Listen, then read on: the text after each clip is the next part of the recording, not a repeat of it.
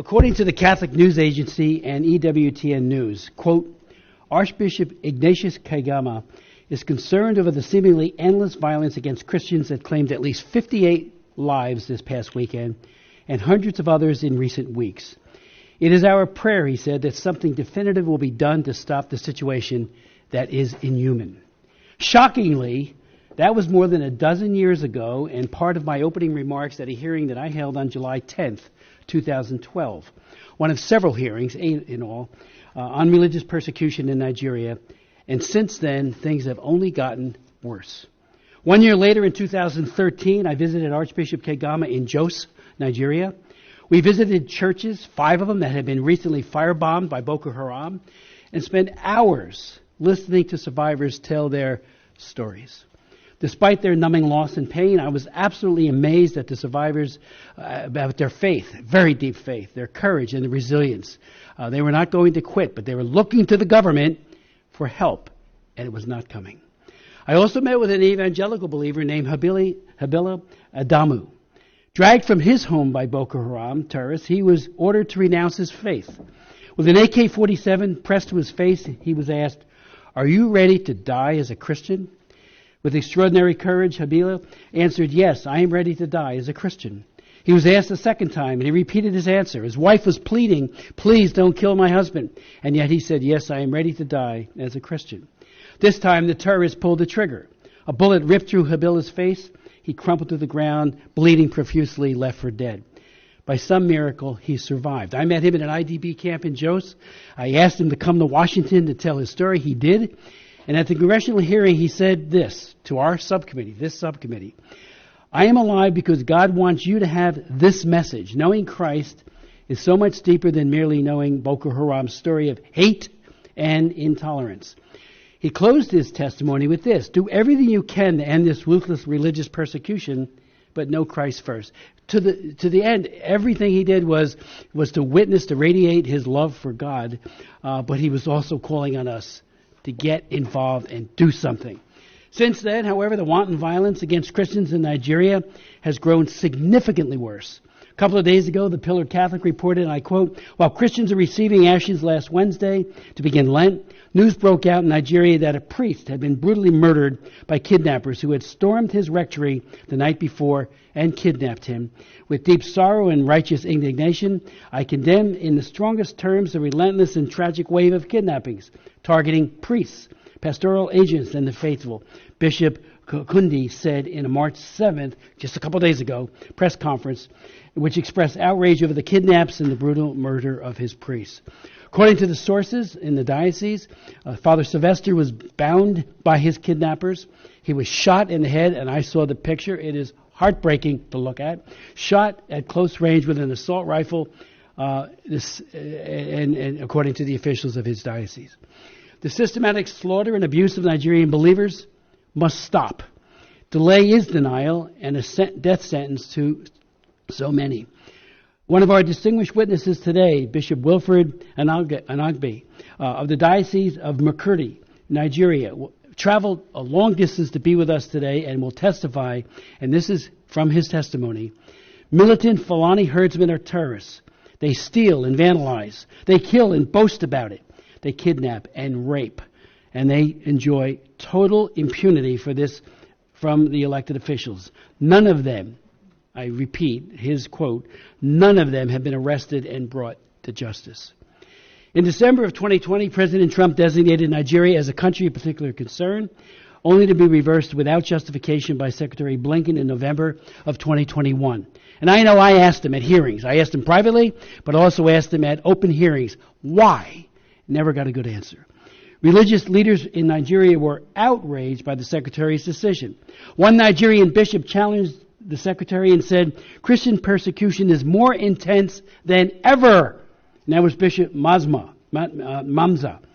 And Genocide Watch has called Nigeria a killing field of defenseless Christians, quote unquote. Yet the government of Nigeria has failed to make progress against religiously motivated persecution of Christians despite religious freedom being enshrined as an essential human right in their constitution. Likewise, Nigerian legal framework supports pluralism at both federal and state levels, but glaring contradictions exist, especially with laws that criminalize blasphemy, some even carrying the death penalty. The U.S. Commission on International Religious Freedom, USCIRF, was, quote, appalled that the State Department did not redesignate Nigeria as a country of particular concern. USCIRF had recommended, and we have the former chairman here, Tony Perkins, had recommended this designation 4 years in a row, from 2021 to 2024, and said, quote, there is no justification as to why the State Department continues to fail to redesignate Nigeria as a CPC. And again, CPC, as you know, carries significant sanctions, a whole broad array of sanctions that the President and the Secretary of State are empowered to level on a country that commits persecution. When the former Secretary of State Blinken held a joint press conference with the Nigerian Foreign Minister on January 23, 2024, following the Christmas Eve massacre, which targeted killings by radical Fulani terrorists and took the lives of hundreds of Christians, he did offer his condolences, and I watched it. I was glad to see that. But we need to take it beyond just saying, I feel sorry for you. And these Christian killings recurred the following year, just 3 months ago. Make no mistake, these ongoing attacks are based on religion and diverting attention from it tonight. Let me just say parenthetically, I tried for 3 years to get the Clinton administration to designate Boko Haram as an FTO, the Obama administration, as a foreign terrorist organization. I held hearing after hearing, and they wouldn't do it. On the day I was marking up my legislation to do this, just that, State Department said, oh, we're going to designate them an FTO. And after all the crimes they were committing, later it was the Chibok girls, it was all the other atrocities being committed by Boko Haram, and they wouldn't even give them the FTO status so we could start investigating where they get their money, their weapons, and the like. Make no mistake, all of these attacks are based on religion, like I said, and diverting attention from it denies that we have seen with our own eyes. This is religious cleansing. It needs to stop, and the perpetrators need to be brought to justice. Last year, the House Foreign Affairs did adopt my resolution, HRES 82, calling on the Biden administration to redesignate Nigeria as a country of particular concern. It passed exactly 1 year ago, almost a year ago, in the committee, but it never came to the floor. While I strongly believe that President Trump will again designate Nigeria as a CPC and do much more to assist the persecuted church, including the outreach to the Nigerian president, Tinubu, last night I did reintroduce the resolution, and I hope we will have a robust debate and it will get marked up. Help can't come fast enough. The killing fields are every day, every single day, and we need to do more and do everything within our power to try to mitigate it. Let's not forget these horrifying facts. Northern Nigeria, and this is just northern Nigeria alone, has seen the destruction of over 18,000 churches since 2009. 18,000 churches. I saw 5 of them. Totally burnt out. and many people killed with car bombs and the like. An August 2024 report from the Observatory for Religious Freedom in Africa found that 55,910 people were killed and 21,000 people were abducted in the context of terror groups in Nigeria within just 4 years, from October 2019 to September 2023.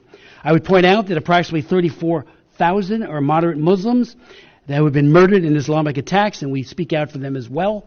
I have met with imams in Nigeria, and if they speak, they're visited that following week by one of these radical Islamist groups, and it's not pretty. They'll kill them or do other kinds of mischief.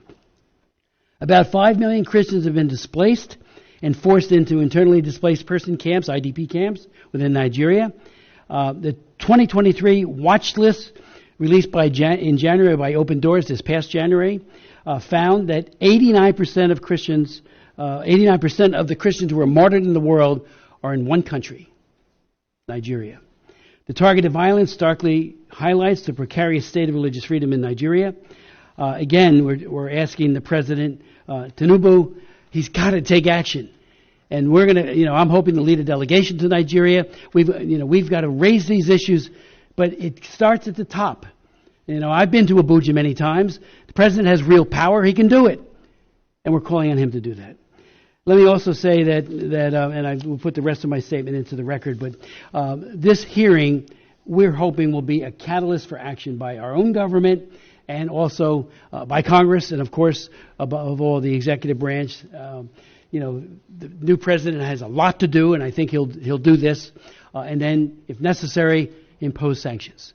Where that has happened, there is change. Where it doesn't happen, the status quo, the killing fields continue. I'd like to yield to Ms. Jacobs for any opening comments you might have. So the whole thing, as it stands now, is Tinubu should play careful. And what Wike did in Obibo, killing Igbos there, the matter is still there. Is that the reason the Igbos are going with Fubara? No. I'm telling you, the main reason is just that this is pure injustice. As simple as that. And the Igbos are for justice, equity, from the beginning.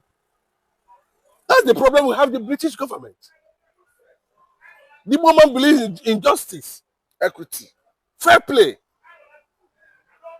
That is just it. Up to today. Okay, those who are claiming they are masters of Nigeria, Yorubas and Hausas who have been ruling this country now, common one sector of the economy they are not able to fix. But just let them fix one sector. Because they have the government.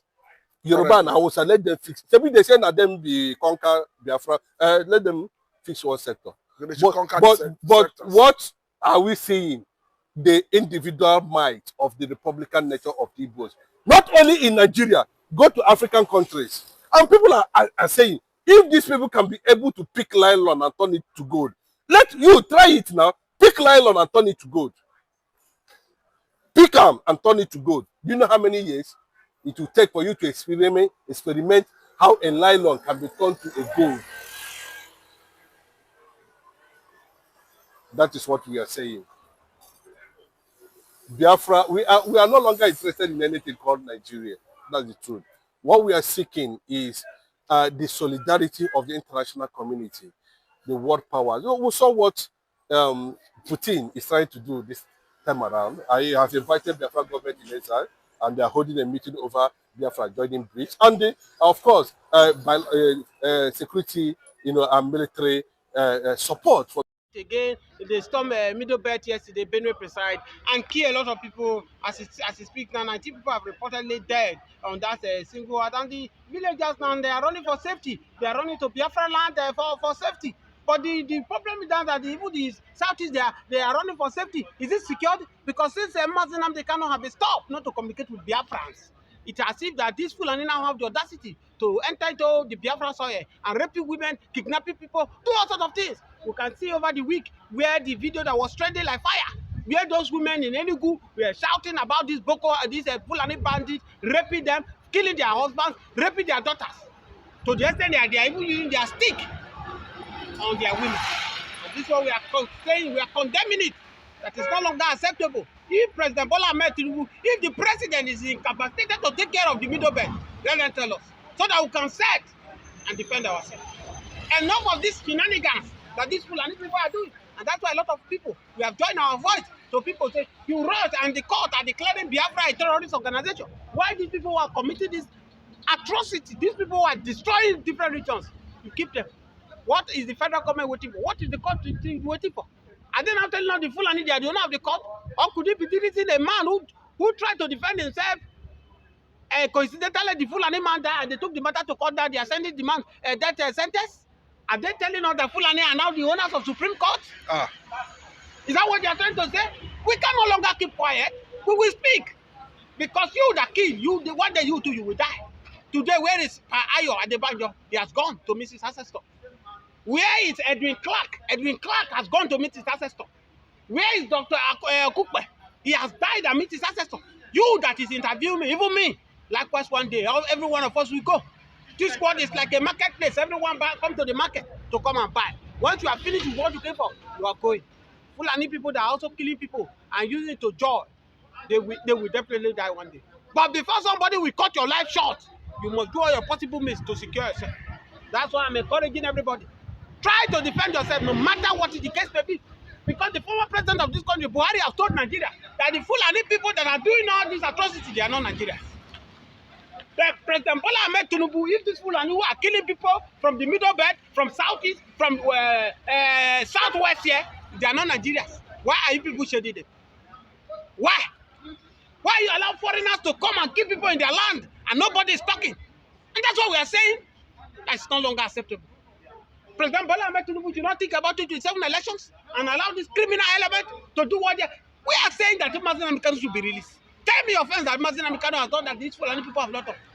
For me, at my knowledge, that's why the man said it, that he has told the federal government because what he committed was not in the southeast. What is committed is in the soil of the southeast, that they should take his matter to southeast. You get my point? Because he's fighting for his region, how to protect his people. Now, these Fulani men that are moving from one region to another to make sure they keep people. What has federal government did to them? They have not done anything to them. What did they say? They have assigned another lawyer to Nnamdi Kanu to take over the case. Let's see how it goes. Nnamdi Kanu, is he a small fish? It's not a small fish. The whole world is watching. Yes, Binta Nyako called Nnamdi Kanu a higher reality. What does that mean? Yes, to him, he's the one that knows the language, but a higher reality to me, if you want me to interpret it, he has seen that this man is more knowledgeable than him. Because a man who have been castrated, let me say castrated, because they cage him, they kidnap him.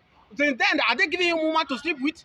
A matured man who has complained that he has a suggesting heart failure, no doctor. According to Nnamdi Kanu, I quote, that they are giving him fake doctor to treat him. And he has a regard, he's knowledgeable. A man who came to court with evidence, he has his full interpreting the law for a whole justice Yanko. That's to tell you that the man is knowledgeable. So he can never be pushed aside. That's why you see many judges now, they are running for this case.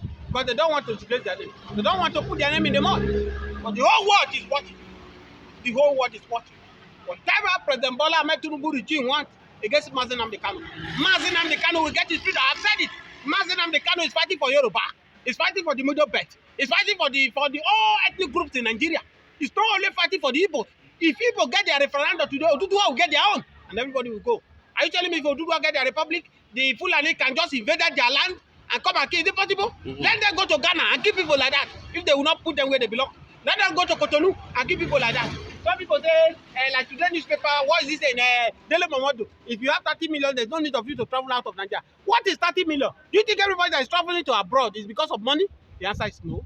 People have this money. So people are going because Nigeria is not more secure, kidnapping everywhere, killing everywhere. The food we consume now is now poisonous. Because many food that are being produced in this country, as I speak to you, they are poisonous. Nobody is checkmating anything. The NAFDAC are not no longer doing their work. That's why Nigeria lifespan is decreasing every day because of what we consume. Are poisonous to us. So for Dele Momodu, you should not think that it is because of money. Everybody is jackpot to UK. There are people who God has blessed, who they feel that their life need to be secured with what they are eating. Traveling from the road from here to Abuja now, you are no longer safe. You have to pray for your life.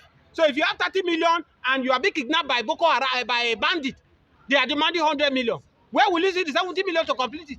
To pay yourself? Or where are we now in this country where we see the youth of Afenifere was being kidnapped and they are demanding 100 million? Come on. If you are to be a politician, if you are to be a person who grown up in Nigeria that make that statement, I will take it, but not somebody like Dele Momodu. Dele Momodu has made his more money in UK. He cannot come and be advancing Nigeria. For goodness sake. So all these politicians should not be taken serious. They should not be taken serious. It's not the right position to address Nigeria on what to do. Is it by 30 million? What is 30 million? 30 million cannot buy you a good car in Nigeria. 30 million cannot build you a house. What is 30 million? 30 million is equivalent to $20,000. You say, I get $20,000, you'll be okay? I have children to take to school. For goodness sake. So for me, I think Nigeria, we need to stand up and fight for our rights. Let's stop prolonging these evil days. Because these evil people need to push aside so that we'll take what belongs to us. Samonipa account has been frozen, but we saw revelation that Samonipa has no bank account within Nigeria or in Africa. Anywhere. Different land government is also saying, this, I don't know what you mean by frozen Nnamdi Kanu's account. What is Tinubu trying to push or understand that he is frozen Samonipa's account, whereby Samonipa has no account in Nigeria? What's your reaction to that? All these things, they are propaganda. They just want to gather evidence to say that this is the reason why they declare IPOP a terrorist organization. Money has been sponsored. Money has been sponsored by Boko Haram. People are sending money to him. All these things we know is a tricks they are trying to play. But don't forget that there's no smoke without fire. The truth will come out. It can take time, but the truth